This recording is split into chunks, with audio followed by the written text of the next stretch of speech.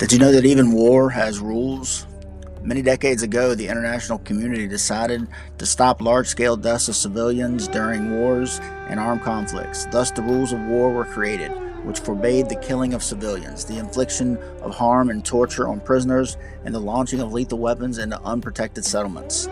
Despite the fact the rules of war were set out in international treaties such as the Geneva Convention, the Rome Statute, and other international laws and agreements, many of which Russia is a signatory to, but they do not follow these rules, as you well know. Could you imagine this sound every night for years? Explosions, not knowing if tonight's the night, tucking your kids in bed, your loved ones, and it goes on, and you just want it to stop. You just want it to stop. In this video, we're going to cover a Russian edict called the Present and Future Russian World. It's a document that was voted into law quietly last year and significantly affects the point of view of the Russian government on the war in Ukraine, the future of Ukraine, and the plans after Ukraine.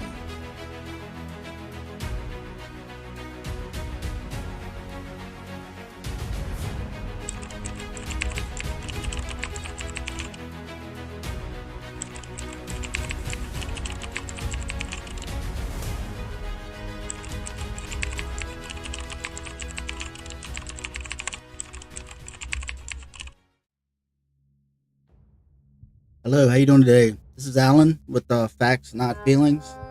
So, no matter what your thoughts are on the Ukraine-Russia war, Putin has lost a lot of people, a lot of soldiers, a lot of hardware. It's absolutely incredible the amount of losses that he has taken, and he's still, he hadn't slowed down. He just keeps on.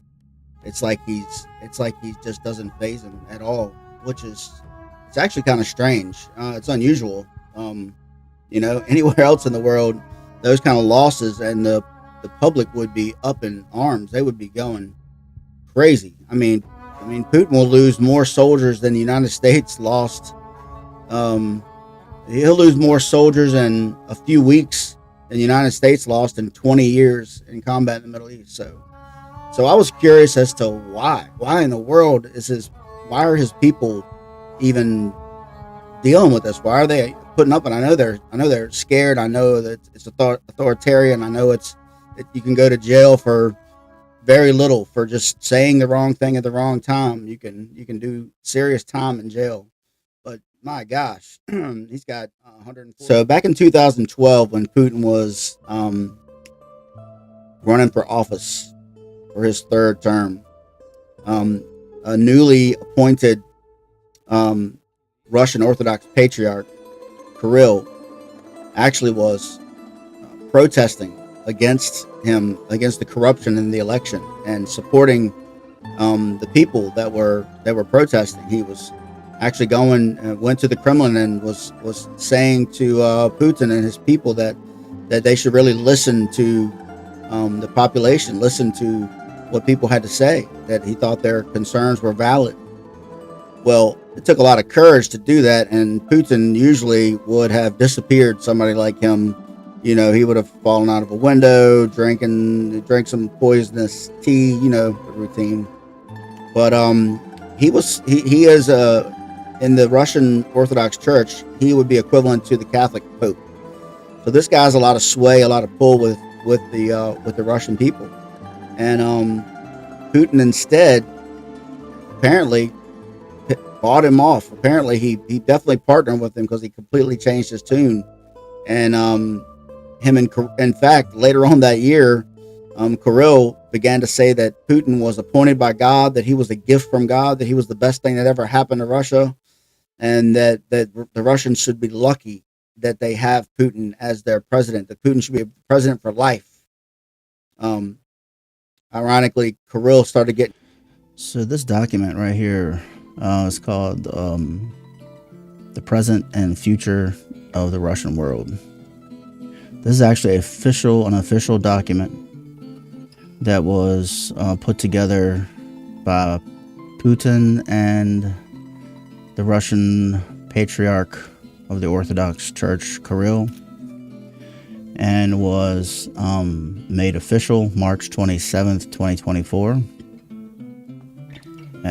during the Cathedral Congress, which took place, as I said, March 27th, 2024, in the Hall of Church Councils of the Cathedral of Christ the Savior in Moscow, under the chairmanship of the head of the World Russian People's Council, His Holiness Patriarch Kirill of Moscow, and all Russia.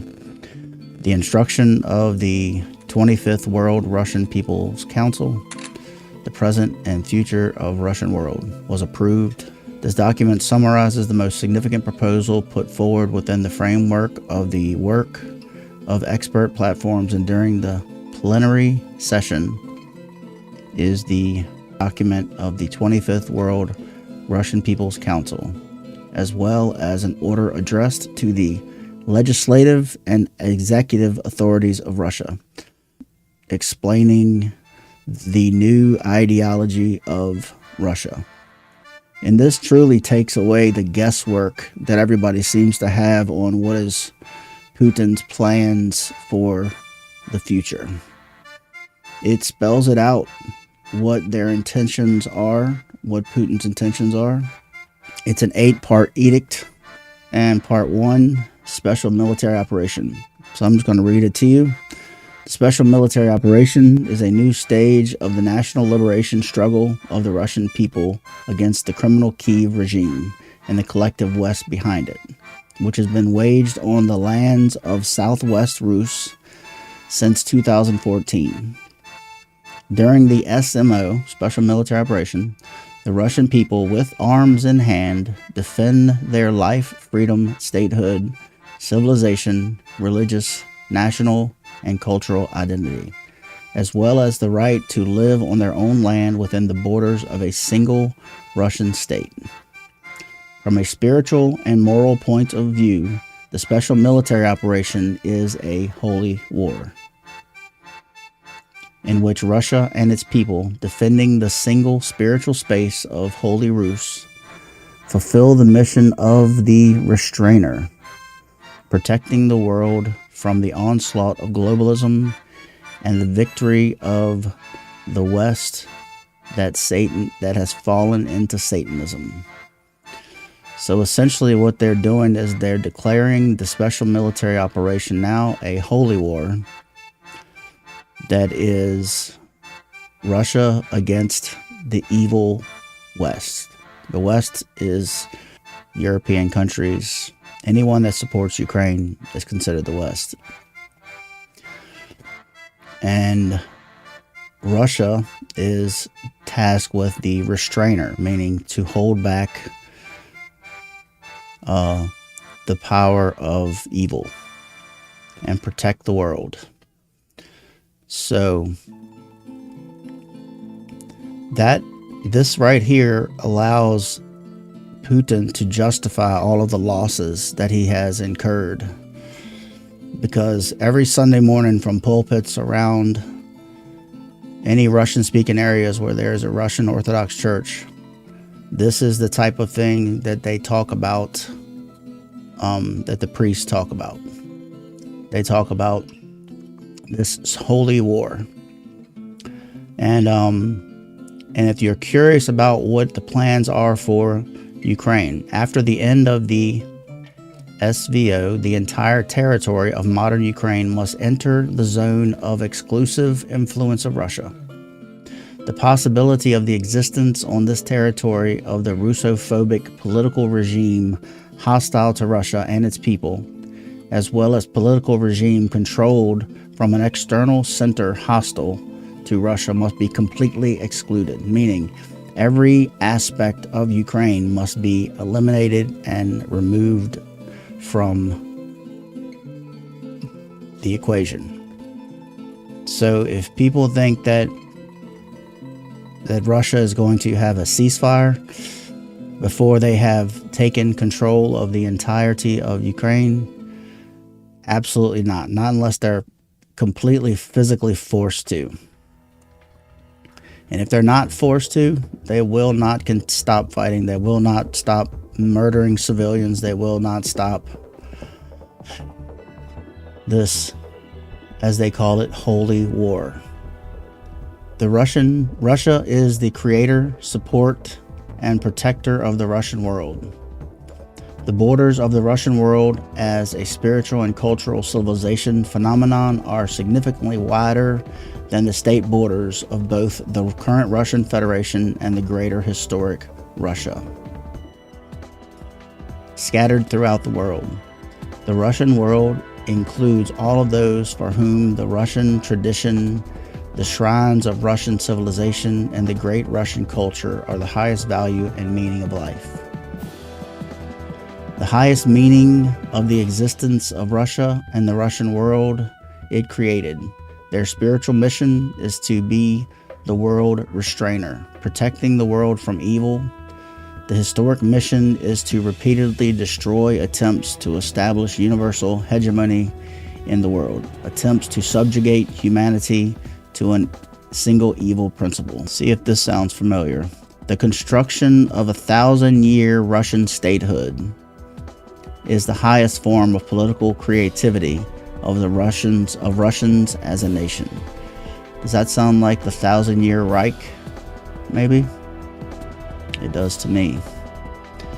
The division and weakening of the Russian people, the deprivation of their spiritual and vital forces has always led to the weakening and crisis of the Russian state. Therefore, the restoration of the unity of the Russian people, as well as their spiritual and vital potential, are key conditions for the survival and successful development of Russia and the Russian world in the 21st century.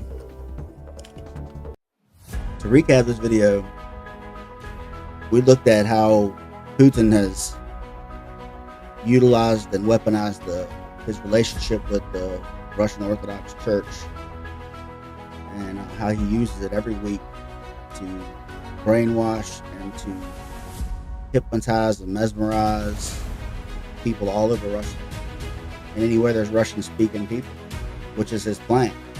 His goal is to expand the Russian Empire to wherever there's Russian-speaking people. And so he's utilizing the power of religion, false doctrine, yes, false, absolutely, using lies and deception, but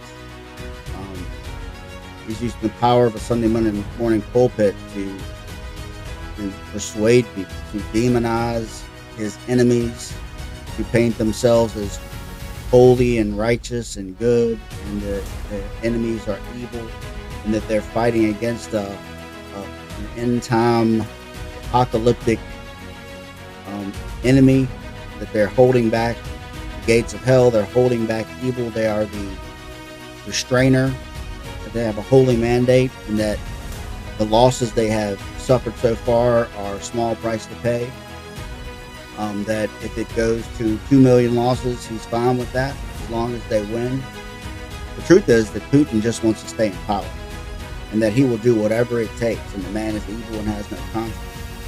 And because he cannot gain any ground on the battlefield, because his soldiers are awful at fighting wars, he takes it out on civilians, because that's all he can do. That's all he can do is target civilians night after night. And it's sad, and it needs to stop. And people need to,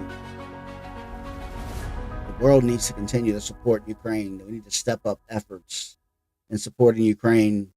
I wish Donald Trump would take some evasive action like he did against Iran. I'm not sure what. I'm not saying bunker busters. I'm saying just something to make a decisive difference in this conflict, and to sit Putin down, to put an end to the suffering of the Ukrainian people. They have fought a good fight. They have battled. They are heroic. They are impressive and amazing, and they deserve our respect. They deserve our support, no doubt. So if you watch this video, I appreciate you. Like and subscribe, and see you in the next video.